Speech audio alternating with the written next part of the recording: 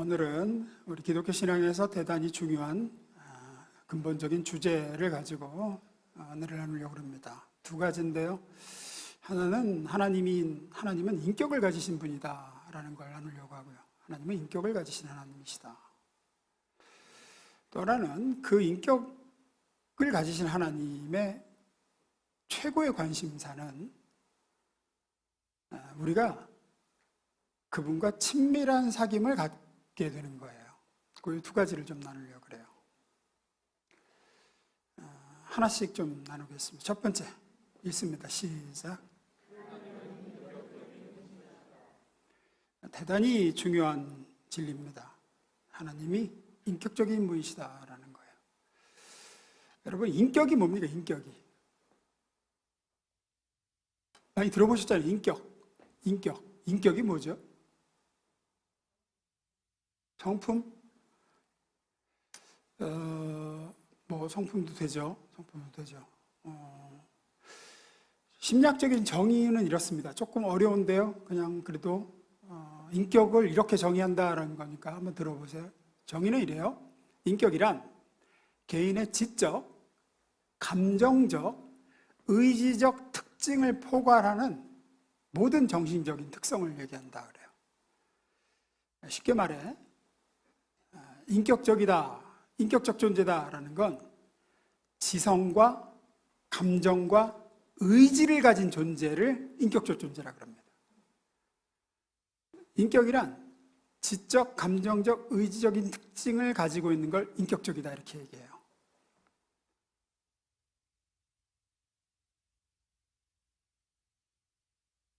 그래서 그게 뭔데요? 그런 표정이신데. 따라서 하나님은 인격적인 분이시다라는 건 풀어서 설명하면 이렇습니다. 하나님은 첫째 지성을 가진 분이에요. 우리처럼. 우리처럼이 아니라 우리가 그분처럼 지성을 가진 거죠. 사실은. 하나님은 지성을 가지고 계세요. 그래서 하나님은 어떤 것에 대해서 곰곰이 생각도 하시는 분이시고 판단도 하시는 분이시고 분별도 하시는 분이시고 우리가 어떤 의도를 가지고 있는지 마음속 깊이 있는 의도를 알아채기도 하시고 우리 동기와 생각을 읽어내기도 하시는 분이시고 그런 분이세요. 하나님은 지성을 가진 분입니다. 또 하나님은 감성을 가진 분이세요. 그래서 하나님은 웃기도 하시고 눈물 짓기도 하시고 화도 내시는 거예요. 좋아도 하시고 미워도 하시고 측은한 마음도 갖고 때로는 상처도 받으시고 아니 전지전능 하나님이 상처를 받으신다고요? 성경을 보면 하나님의 상처받은 아픈 마음에 대한 얘기가 많이 나옵니다. 가슴 아파하시는 하나님 얘기가 이렇게 하나님은 감정을 느끼시고 또 그래서 우리의 감정에 공감하시기도 하고 그런 하나님이십니다. 또한 하나님은 지성, 감성, 의지가 있으신 분이에요. 하나님은 어떤 일에 대해서 스스로 결단을 내리시고 무엇을 하고자 마음속에 계획을 세우시고 그 계획을 이루고자 열심을 내시는 하나님이십니다. 하나님은 의지를 가지고 계시는 분이에요. 하나님은 그런 분이십니다. 창세기 1장 26절에 이런 말씀 있죠? 읽어봅니다. 시작.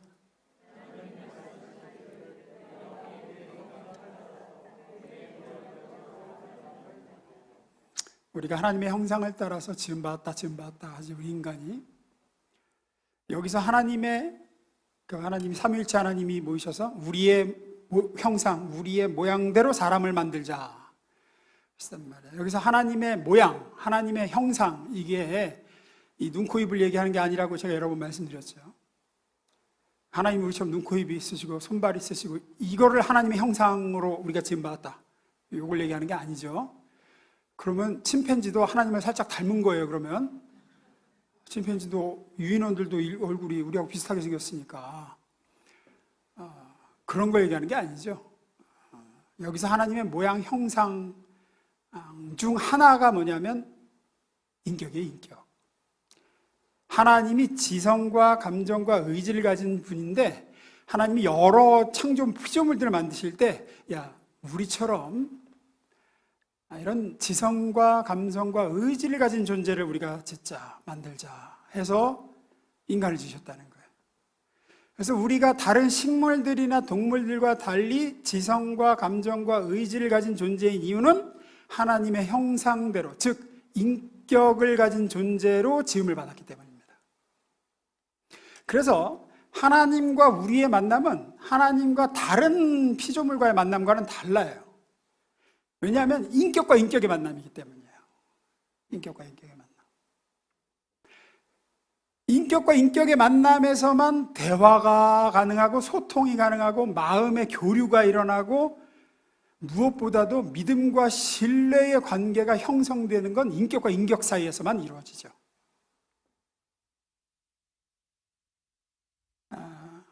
우리가 반려동물을 많이 좋아하고, 저도 개나 고양이나 이런 동물 정말 좋아하거든요. 그렇지만 어느 정도의 소통은 가능하지만 정말 마음 깊이 있는 내 생각을, 또 내가 사랑하는 우리 강아지의 생각을, 마음을 교류할 수 있나요? 안 되죠. 왜 안 되죠? 인격적 존재가 아니라서 그래요. 아니라서. 제한적인 지성을 가지고 있긴 하지만 우리 같은 하나님의 형상을 닮은 인격을 가지고 있지는 않아요.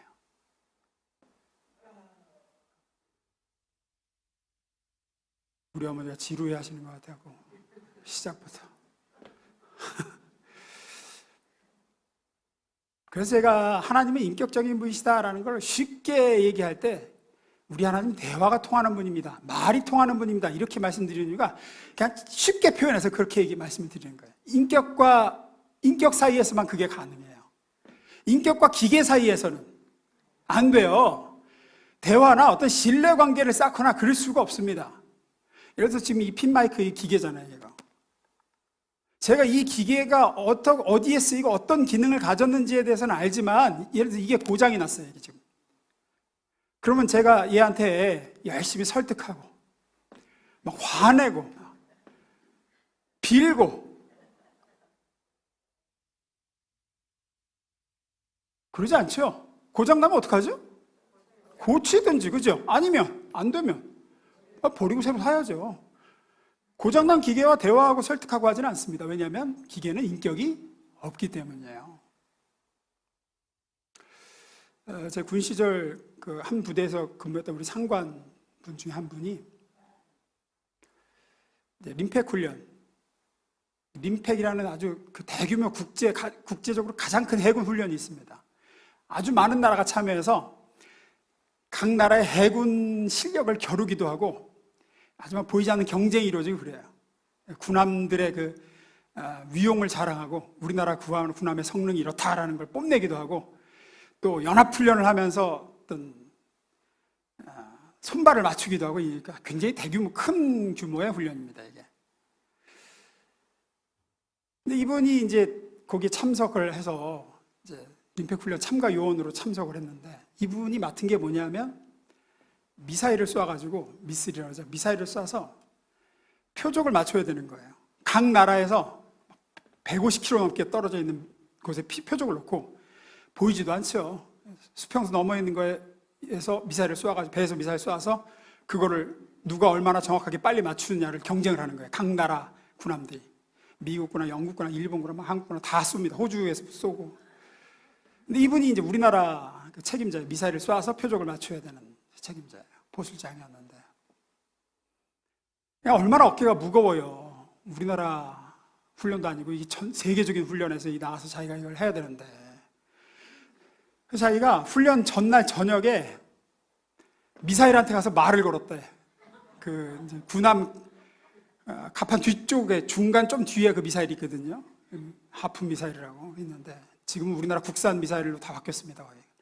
가갖고 말을 걸었대. 야, 이제 내가 너하고 이 중요한 국제훈련을 나가는데 네가 내일 제대로 못해주면 이게 얼마나 나라 망신이냐. 어? 너 내가 얼마나 열심히 준비한 거 너 알지 않냐. 어? 우리 내일 진짜 잘해보자. 막 그랬다는 거예요. 미사일을 붙들고. 어떤 마음으로 그랬는지는 알겠습니다. 얼마나 이게 간절하고 긴장이 되고 하면은, 하지만 그거는 그냥 자기 위안이고, 미사엘이 그 말을 알아들었을 리는 만마고, 지성이 없으니까, 기계라서. 또 아이고 그래, 이 사람이 날 이렇게 믿어주니까, 이렇게 부탁을 하니까 내가 그거를 감동을 받아서라도 내가 뭐 이렇게 감성을 가진 존재도 아니고, 또 그러니까 내가 내일 훈련해서 이 기대에 부응해서 꼭 표적을 명시시켜줘야 되겠다라는 의지를 갖기도 안 되죠. 당연히 이럴 리가 없죠.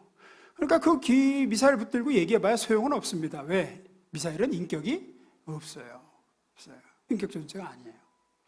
그러나 인격과 인격의 관계에서 우리는 이렇게 하지 않죠. 기대가 있습니다. 예를 들어서 상대에게 바라는 것이 있거나 문제가 생기면 대화하고 설득하고 때로는 애원도 하고 화도 내고 그럽니다. 왜냐하면 상대가 나처럼 지식과 감정과 의지를 가진 존재이기에 생각을 나눌 수 있고 감정의 교류가 가능하고 의지와 결정에 대해서 뭔가를 기대해도 좋을 인격적 대상이라는 것을 알고 있기 때문에 이제 그렇게 하는 거죠. 그래서 우리가 하나님께 기도를 할 때 물론 바람직한 태도는 아니지만 내가 하나님께 뭔가를 얻어낼 자격은 없지만 내가 이 소원을 하나님 앞에 아뢰고 내가 떼를 쓰고 말이야 울고 끝까지 매달리면 하나님이 감동을 하시든지 감동 안 하시면 불쌍히 여기시든지 불쌍히 여기시도 않으면 혹은 귀찮아서라도 내가 하나님이 들어주시지 않겠는가 이렇게 기대를 하는 것은 하나님이 인격을 가진 존재라는 생각을 우리가 하기 때문에 그런 거죠. 기계를 향해서는 비인격적인 대상을 향해서는 우리는 절대 그렇게 하지 않습니다. 해봐야 소용없어요. 예를 들어서 지금 예배 중에 전기가 갑자기 중간에 딱 나갔습니다. 그러면 우리가 전기한테 야, 너 전기야 지금 정신이 있냐 없냐? 지금 예배 중인데 말이야. 네가 중간에 이렇게 예배 중에 나가버리면 어떡하냐? 예배를 어떻게 드리냐? 그러니 제발 돌아와라. 성질내고 애원하고 이렇게 안 하죠. 전기는 인격적 존재가 아니라 그런 기대를 할 수가 없습니다. 하지만 예를 들어서 여러분 자녀하고 옆에 앉아서 같이 예배 드리는데 자녀가 예배 중간에 갑자기 나가버렸어요. 설교하는데. 그러면 어떡합니까 이제? 자녀는 인격적 존재잖아요. 집에 가서 화도 내고 나무라기도 하고 설득도 하고 비위도 맞춰주고 그러지 말고 예배 이제 잘 드려보자. 그렇게 중간에 말씀 안 듣고 나가면 어떡하냐? 왜? 인격 대 인격이기 때문이죠. 하나님은 인격적 존재라는 겁니다. 이렇게 우리가 하나님을 대하고 하나님을 섬기고 하나님과의 관계를 맺을 때 이 사실을 놓치는 경우가 굉장히 많아요. 그냥 제일 높이 보좌에서 그냥 초월적 존재로 다스리는 그냥 어떤 무인격적인 존재로만 생각하시는 분들이 많아요. 잘하면 상 주고 못하면 벌 주고 그 이상의 어떤 친밀함으로 나아가지를 못해요. 성경에 보면 욥기서가 있습니다. 욥기. 이 욥기서는 성경에 있는 여러 66권의 성경 중에 가장 먼저 쓰여진 성경입니다. 여러분이 생각할 때 창세기가 제일 먼저 쓰여졌을 거라고 생각하시지만 사실은 욥기가 제일 먼저 쓰여졌습니다. 성경 중에.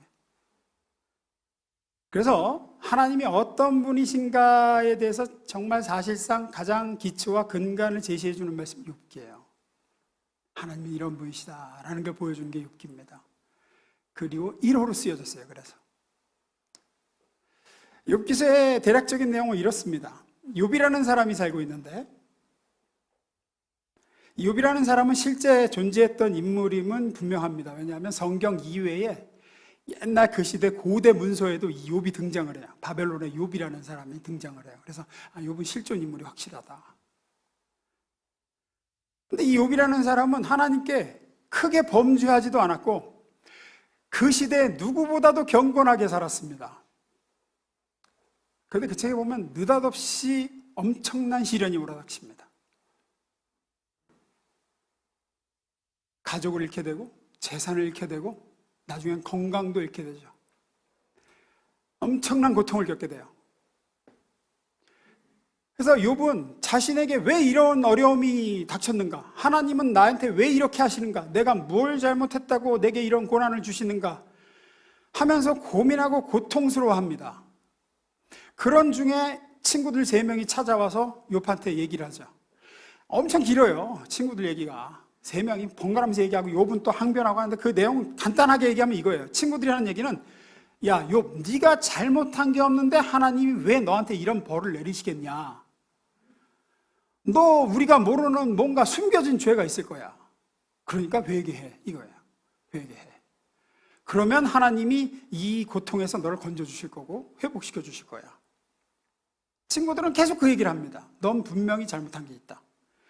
그러니까 하나님이 너한테 이런 어려움을 주시는 거다. 그래서 여러분, 제가 몇 번 말씀드렸지만 여러분 좋아하는 구절 있죠? 내 시작은 미약하였으나 끝은 심히 창대하리라 그랬고, 자꾸 개업 예배에다가 그거 개업한 가게에다 그거 걸어놓고 집에도 걸어놓고 그러시는데, 사실은 그거는 욥의 친구들이 욥한테 한 얘기예요. 회개를 촉구하면서 너 빨리 잘못 뉘우쳐. 그래야 하나님이 이 지금 어려운 상황을 널 건져주시고, 시작은 이렇게 미약하지만 창대하게 해주실 거야. 빨리 회개해. 숨겨진 죄 있지? 이러면서 한 얘기이기 때문에 그거 이렇게 좋은 얘기 아닙니다. 그러니까 자꾸 집에다 걸어놓고 가게에다 걸어놓고 그러지는 마십시오. 약간 무식한 겁니다. 그거는. 그런 친구들을 향해서 욥은 계속 또 항변하는 거예요. 나는 이런 벌을 받을 만한 잘못을 한 게 없다. 친구들, 아니야, 그럴 리가 없어. 너 숨겨진 죄가 있을 거야. 하나님이 까닭없이 너를 이렇게 치실 리가 없다. 욥은, 아니, 나는 이렇게 얻어맞을 만한 죄를 지은 적 없어. 욥은 아주 길게 자신이 이런 고통을 당할 만한 죄를 저지르지 않았음에 대해서 얘기를 해요. 이렇게 옥신각신하는 얘기가 한참 나온 뒤에 욥기 뒤쪽에 가면 이제 하나님이 드디어 등장을 하십니다. 등장을 하셔서 욥의 손을 들어주시죠. 욥이 잘못해서 이런 벌을 받는 게 아니야 라고 말씀하세요. 욥이 잘못해서 이런 고통이 있는 게 아니야. 그러면서 친구들을 나무라십니다. 욥의 손을 들어주시고. 그럼에도 욥기 제일 끝에 가면 욥이 하나님 앞에 회개하는 장면이 나와요. 좀 읽어봅니다. 42장 3절 읽습니다. 시작.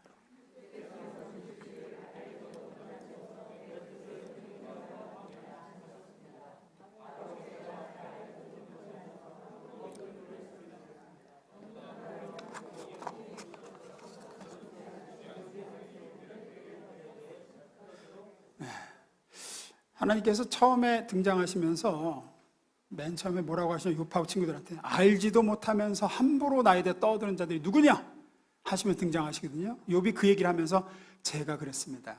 제가 하나님에 대해서 잘 알지도 못하면서 함부로 입을 올렸습니다. 5절 6절입니다. 지금까지 저는 귀로만 주님께 대하여 들어왔지만 이제는 제 눈으로 직접 주님을 뵙고 있습니다. 그러므로 저는 여태 제가 말한 모든 말들을 심히 부끄럽게 여기며 스스로를 경멸하면서 티끌과 잿더미 가운데 앉아 회개합니다. 욥이 회개한 게 뭐냐면 자신이 하나님을 아주 자기의 그 좁디 좁은 소견으로 잘못 이해하고 있었고, 그래서 불평하고 원망하고 하나님 나한테 왜 이렇게 하시냐고 곡해하고 있었음을 회개한 거였어요. 욥은 하나님을 어떻게 생각하고 있었냐면 하나님을 인격을 가진 분으로 이해하고 있지 못했습니다. 그걸 회개하는 거예요. 나는 그저 하나님이 저 높고 높은 하늘 보좌에서 그저 세상을 움직이는 초월적인 법칙으로만 생각했습니다. 인간의 선과 악을 따라서 복과 화를 내리시는 그냥 무정한 재판관으로만 생각했습니다. 무슨 수학 공식처럼 선하게 살고 율법 잘 지키고 그러면 복, 악하게 살고 죄 짓고 하면 벌, 이런 자판기 같은 비인격적인 하나님을 생각했다는 거예요. 그러니까 욥의 하나님은, 욥이 이해한 하나님은 그런 존재니까 욥은 하나님에 대해서 욥기 내내 이렇게 말할 수밖에 없는 거예요. 내가 뭘 잘못했다고 나한테 이러십니까? 왜냐하면 욥의 하나님은 자판기처럼 선을 행한, 경건하게 살았다는 동전을 넣으면 복을 주시고, 죄하고 잘못한 동전을 넣으면 벌을 주시고, 딱 거기까지만 이해한 하나님이에요. 내가 무슨 악을 저질렀다고 이런 시련을 주십니까? 이런 욥에 대해서 하나님이 등장하셔서 하신 말씀이, 네 인생에 있어서 나 하나님은 그런 무정한 심판관이나 자판기 같은 그런 법칙이 아니다. 나는 너를 복되게 하기 위해서 네 인생과 네 인격에 개입하고 인도하는 아버지요 하나님이다. 그렇게 말씀을 하시는 거예요. 왜 잘못도 안 했는데 이런 시련을 주세요? 이거 봐. 너는 너의 인생을 향한 소원이 있지. 내가 이렇게 내 인생을 이랬으면 좋겠다는 소원이 있지. 근데 나도 내 아들인 너를 향한 네 인생, 내 아들인 너의 인생을 향한 내 소원도 있다. 하나님이 얘기하시는 거예요. 그리고 나의 소원은 네가 가진 네 인생의 소원보다 훨씬 더 고급하고 네가 생각하지도 못할 만큼 아득히 높은 소원이야. 내가 사랑하는 아들인 너의 인생을 향한 나의 그 소원을, 그 계획을 이루기 위해서 나는 지금 네가 알지 못하는 방법으로 간섭하고 있고 인도하고 있고, 나는 결국 내 계획을, 너를 향한 소원을 완성할 것이다. 네가 뭘 잘못해서 이런 고난이 허락된 게 아니라 네 인생을 향한 내 소원, 내 계획을 이루기 위한 일환으로서 지금 고난이 주어진 거야. 요 얘기를 이제 하시는 거지. 하나님은 무슨 수학 공식 같이 잘못하면 상 주고 못하면 벌 주는 존재. 그냥 차디찬 재판관으로 저 높은 재판석에 앉아서 내려다보면 죄 지으면 저주를 땅땅땅 선포하고 선을 행하면 축복을 땅땅땅 선포하고는 휙 돌아서 들어가 보시는 그런 분이 아니라, 하나님은 내가 감히 넘볼 수 없는 높은 생각을 가지고 계시고 나를 너무나도 아끼고 사랑하는 마음이 있으시며 나를 정말로 행복하고 하나님이 원하시는 고귀한 존재로 만들어내고자 하시는 의지가 있으신 아버지시구나. 나는 철없는 아무것도 모르는 어린아이였구나. 이걸 욥이 깨달은 겁니다. 그리고는 놀라며 회개하는 거예요. 하나님, 제가 몰랐습니다. 하나님이 그런 인격적인 분이신 것을 제가 몰랐습니다. 저는 그저 하나님이 죄 지으면 벌 주고 착한 일 하면 복 주고 그런 하나님으로만 알았지, 이렇게 하나님이 인격적이시고 저를 향한 마음이 있으시고 의지가 있으시고 내 인생을 향한 소원을 가지고 계시며 계획을 가지고 계시고 그것 때문에 저를 이렇게 이끌어 가시고 제 인생에 간섭하시는 분인 것을 몰랐습니다. 이제는 그 하나님을 제가 눈으로 봅니다. 이제야 제가 누구신지, 하나님이 어떤 분이신지 조금 알겠습니다. 그러면서 이제 회개를 하는 거죠. 이것이 욥기가 성경이 우리에게 말씀하고 있는 인격적인 하나님입니다.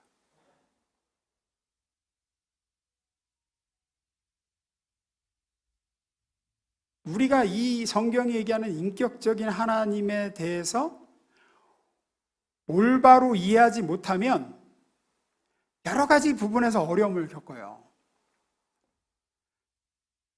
그러니까 자꾸 내 삶에 일어나는 안 좋은 일은 내가 뭘 잘못해서 이렇게 됐다고만 생각하고, 또 저 사람은 저렇게 나보다 하나님께 잘한 것도 없는 것 같고 예수도 안 믿는데 왜 나보다 인생이 잘 풀릴까? 이런 도식으로만 생각하는 거예요. 공식으로만. 근데 하나님은 그 너머에 있는 거죠. 그 너머에 우리를 인생을 향한 하나님의 소원이, 아버지로서 소원이 있고 그 소원을 이루시기 위해서 우리 인생에 개입하시고 여러 가지 일들을 해나가시고, 뒤에서 따라오겠지만 그런 우리를 인생을 향한 소원을 우리하고 같이 나누기를 원하세요. 얘기하고.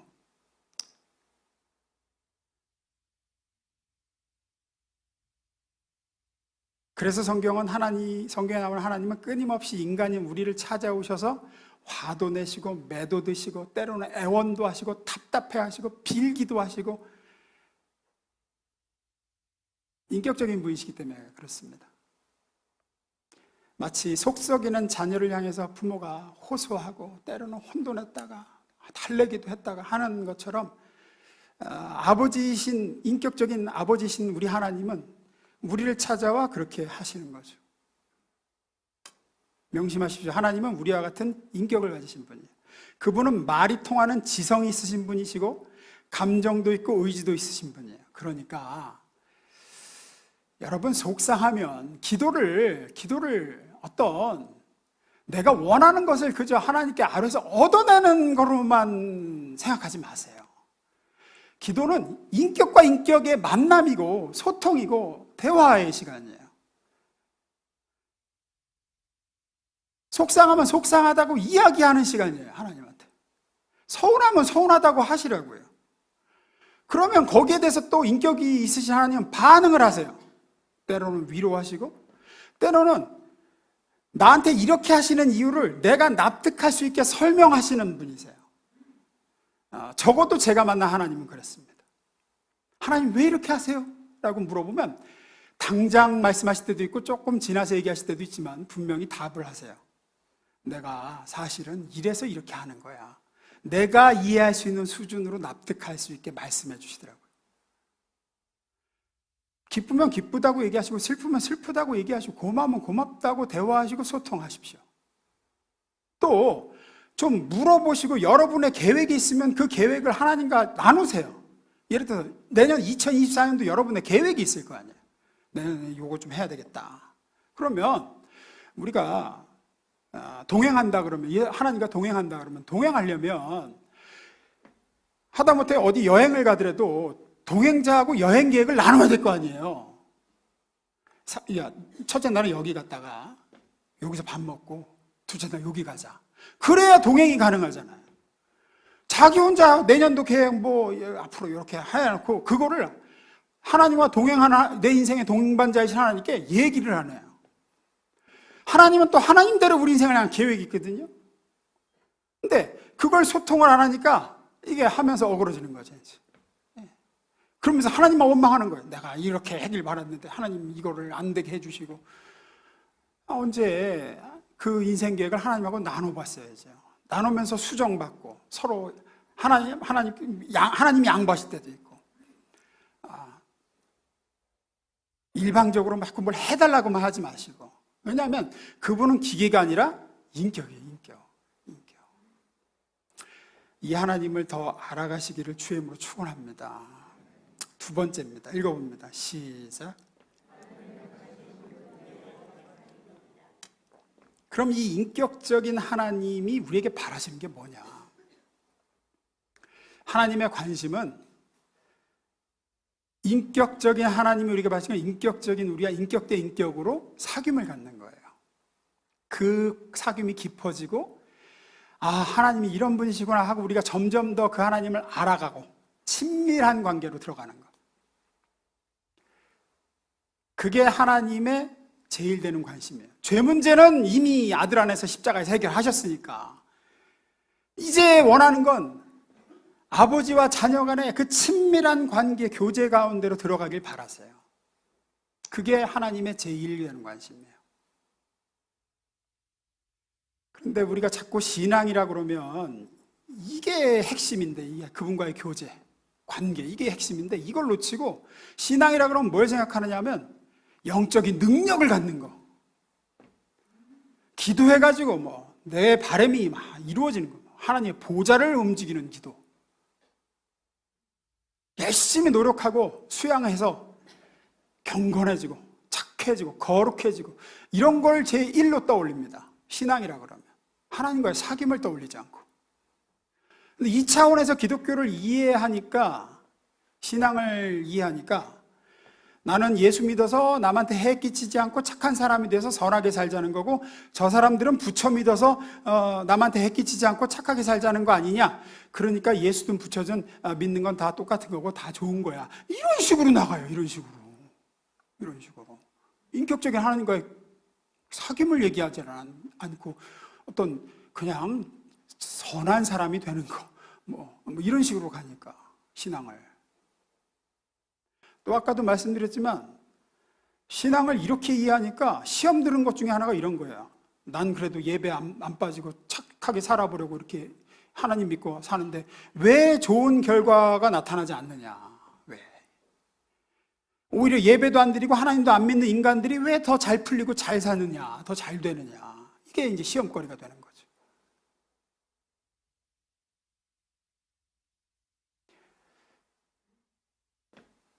하나님의 목적은 우리가 하나님의 신통력으로 이 땅에서 잘 풀리고 잘 살고 뭐 거기에 관심이 있는 게 아니라니까요. 하나님의 관심은 우리가 하나님하고 더 친해지는 게 관심이 있어요. 그래서 그래요. 그래서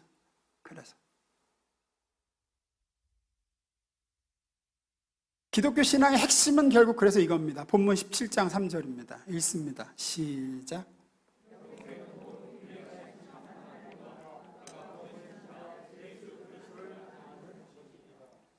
영원한 생명은 뭐냐? 영생은 뭐냐면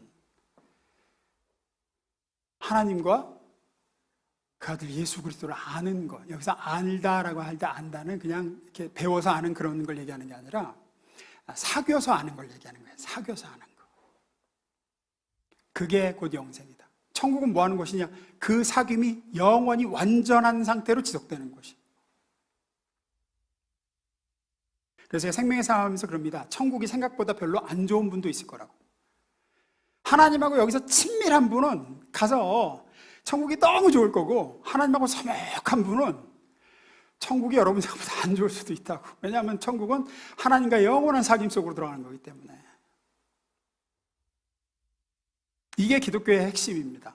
신앙의 핵심은 인격적인 하나님과 깊은 사랑의 관계에 들어가고 친밀함 속으로 들어가는 것. 그게 하나님의 제1되는 관심이에요. 하나님께 가장 중요한 일은 아까도 말씀드렸지만, 아니 왜 공의의 하나님이 말이야 저런 못된 인간이 저렇게 잘만 살게 두고 나는 믿음으로 살고자 하는데 이렇게 고통의 연속인가? 이거는 하나님의 제1되는 관심을 몰라서 그렇다니까요. 하나님의 제1되는 관심은 이 땅에 지금 당장 정의와 공의를 실현하시는 데 있는 게 아니에요. 착한 놈 상 주고 못된 놈 벌 주고 하는 데에 하나님의 제1되는 관심이 있는 게 아닙니다. 하나님의 제1되는 관심은 여러분이 하나님의 아들로 딸로서 하나님 아버지의 사랑을 더 많이 깨닫게 되고 그분을 알게 되고 그걸 누리면서 그 인격적인 하나님과 친해지는 거예요. 더 가까워지는 거예요. 그게 하나님의 제일 중요한 관심사예요. 그렇게 하나님과의 사귐을 가지게 하시려고, 그분과 대화하는 자리에 한 번이라도 더 나오게 하시려고, 더 깊이 하나님을 인격적으로 알아가고 친밀한 교제를 이끄시기 위해서 때로는 시련도 주시고, 때로는 복도 허락하시고, 때로는 넘어짐도 아픔도 외롭게도 하시고 슬픔도 주시는 거예요. 우리가 하나님을 제대로 알아가는데 방해가 되는 것은 무엇이든지 가져가 버리십니다. 그게 제일 중요하기 때문이에요.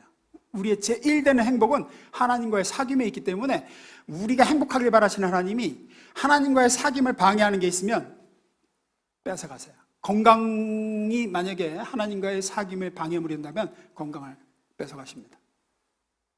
돈도 우리와 하나님 사이의 관계에 걸림돌이 된다면 돈도 가져가시고, 명예도 그렇고 사람도 떠나가게 하십니다. 제가 포도나무 비유 때 말씀드렸는데, 포도나무가 가지에 붙어있는데 저해가 되고 열매 맺는데 저해가 된다 싶으시면 잘라내시는 거예요. 이걸 놓치니까 자꾸 엉뚱한 데서 서운한 거예요. 이제 내가 그러니까 하나님께 말이야, 나름대로 한다고 했는데 말이야, 이런 것도 안 들어주시고, 하나님을 자판기로 생각하니까 그래요. 내가 요만큼 헌신하고 헌금 드리고 열심을 내고 그러면 이렇게 주셔야 되는데 왜 안 주시냐는 거예요. 하나님은 그런 존재로 취급받길 원치 않으시고, 우리가 그분한테 한 번이라도 더 나와서 아버지 저 왔어요, 아버지 저 오늘 마음이 너무 힘들어서 왔어요, 이런 걸 바라신다는 거예요. 이런 걸. 그래 잘 왔어 나한테 다 얘기해봐, 이런 시간을 갖길 원하시는 거예요. 근데 우리는 기도하는 거 보면 그러죠. 이런 문제가 다 해결돼서 기도하러 올 일 없게 해주세요, 이런 거 이제. 이런 어려움이 하나도 없어서 하나님 찾을 일 없이 그냥 저 혼자 잘 살았으면 좋겠습니다, 이게 기도 제목이에요. 그런 기도는 응답이 안 되는 거예요. 그래서 우리는 끊임없이 하나님은 우리를 하나님과의 대화의 자리에 오게 만드시려고 뭐래도 하세요. 뭐래도 자꾸 뭐래도. 구약의 이스라엘 백성이 이걸 오해했습니다. 하나님이 원하시는 건 이스라엘 백성과의 인격적으로 깊은 교제를 갖고 사랑의 관계에 들어가고 이스라엘 백성이 하나님을 아는 거였어요. 근데 이스라엘 백성은 그걸 모르고 종교적인 행위가 신앙의 핵심이라고만 여겼습니다. 부지런히 율법 지키고 번제 열심히 드리고 열심히 화목제 올려드리면 하나님 기뻐할 거라고 생각했습니다. 하나님 그게 아니라고 하시는 거죠. 내가 원하는 건 너희가 나를 아는 거다. 너희와 사귀는 거야.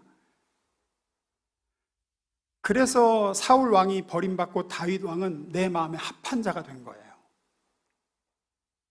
성경에 보면 사울 왕이 나오죠. 사울 왕은 하나님께서 사울 왕에게 아말렉을 남김없이 진멸하라 라고 얘기했고, 사울 왕은 하나님께 그러기로 약속을 했습니다. 인격 대 인격으로 약속을 했어요. 그런데 가갖고 어떡합니까? 좋은 양들, 살찐 소들 이런 것들은 진멸하지 않고 남겨두죠. 하나님이 왜 진멸하라 그러는데 너 약속 안 지켜? 나하고 약속했잖아. 사울 왕이 얘기하죠. 하나님께 제물로 드리려고 남겼습니다. 하나님이 말씀하시죠. 내가 원하는 건 제물이 아니고 네가 나하고 신뢰를 쌓기를 원해. 너 나하고 약속했잖아. 인격 대 인격으로 약속을 했잖아. 남김없이 진멸하기로. 넌 지키겠다고 했잖아. 너 왜 나하고 약속을 안 지키냐? 내가 언제 너한테 소를 달라고 그러고 양을 달라고 그랬냐? 나는 너하고 깊은 관계를 맺고 신뢰하는 인격적인 사귐을 가지길 원하는데 너는 거기에는 관심이 없구나. 그저 나한테 재물 드리고 잘 보여서 내 능력으로 왕자리, 임금의 지위 지키고 백성들한테 인기 얻는 그런 임금이 되기를만 바라는 거예요. 하나님과의 관계에는 관심이 없어요. 반면에 다윗은 그렇지 않았죠. 밧세바를 범하고 그 남편 우리아를 살해한 무서운 죄악이 드러났을 때 다윗이 어떡합니까? 아이고 이제 임금 노릇 다 했구나. 하나님 그래도 왕좌만은 좀 뺏지 말아주세요.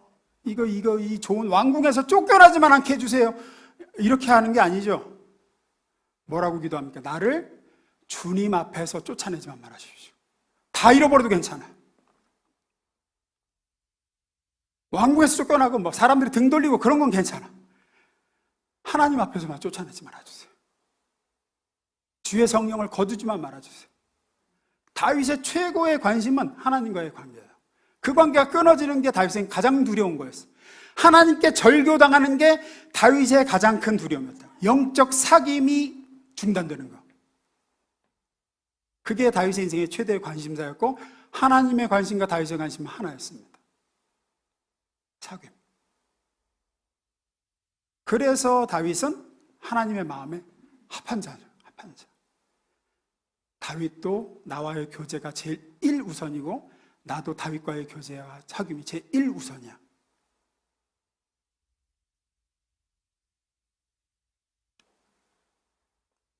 여러분이 이걸 놓치시면 안 됩니다. 정리하면 하나님은 인격적인 분이십니다. 하나님은 인격적인, 우리와 똑같은 인격을 가지는 분이세요. 하나님은 우리처럼 생각하시고 우리처럼 헤아리시고 판단하시고 분별하시는 그런 분이시고, 우리가 그분의 형상을 닮았기 때문에 그분도 우리처럼 감정이 있으신 분입니다. 우리가 슬퍼하면 같이 슬퍼하시는 분이시고, 싫어하는 게 있으시고 좋아하는 게 있으신 분이시고, 그분은 의지가 있어요. 그분도 우리를 향한 계획이 있으시고 소원이 있으세요. 그래서 그런 걸 나누길 원하세요. 우리와 사귐을 원하세요. 단순히 종교적으로 내가 하나님 비율을 잘 맞춰서 드리고 예배 안 빠지고 헌금 드리고 말이야, 하라는 거 잘 해서 하나님께로부터 내가 원하는 걸 얻어내는 그런 관계를 하나님은 원하지 않으십니다. 제일 안타까운 게 그런 거예요. 일주일에 이 1시간 남짓 와가지고 내 의무를 다 했으니까 이제 하나님의 의무를 내게 해주십시오. 전혀 인격적인 관계가 아니죠. 사귐이 없어요. 하나님은 그걸 바라시지 않아요. 어느 부모가 그렇게 일주일에 한 번 용돈 10,000원 딱 놓고 휙 가버리고 무슨 있는지 얘기도 안 하고 소통도 안 하고 아무런 부모와의 친밀한 교제도 없는 그런 자녀를 기뻐할 부모가 어디 있습니까? 부모가 원하는 거는 자녀와의 사귐이죠. 깊이 알게 되는 거죠. 서로의 마음. 하나님의 최고의 관심이 그렇습니다. 우리가 그분을 더 깊이 알게 되고 인격적으로 만나 사귀고 친해지는 거. 하나님은 그 최고의 관심을 위해서 뭐든 하십니다. 뭐든 하세요. 이제 왜 여러분의 삶에 자꾸만 기도거리가 생기는지 아시겠죠? 여러분이 그렇게 안 하면 하나님을 찾지 않기 때문입니다. 그렇게 안 하면 하나님하고 대화할 시간을 안 내요. 이거를 이해를 못 하시면 자꾸 엉뚱한 데서 답을 찾으려고 듭니다. 하나님이 원하는 건 여러분이에요, 여러분. 여러분이 아버지께 나와서 아버지 저 왔어요 하는 걸 바라시고, 아버지 사실 오늘 제가 이 일로 마음이 많이 힘들어요 하고 얘기하길 바라시고, 하나님 저 소원이 있는데 이런 거예요. 하나님 생각은 어떠세요? 하고 묻고 그분과 교제하고 동행하고 그렇게 더 깊어지는 관계로 나아가는 것. 그런 영적 영원한 사귐으로 들어가길 바라십니다. 이 하나님의 마음을 알아서 다윗처럼 하나님의 마음에 합한 자, 하나님과의 깊은 사귐으로 나아가는 자, 아버지와 그 아들을 더 알아가는 저와 여러분 되시기를 주의 이름으로 축원합니다. 기도하겠습니다.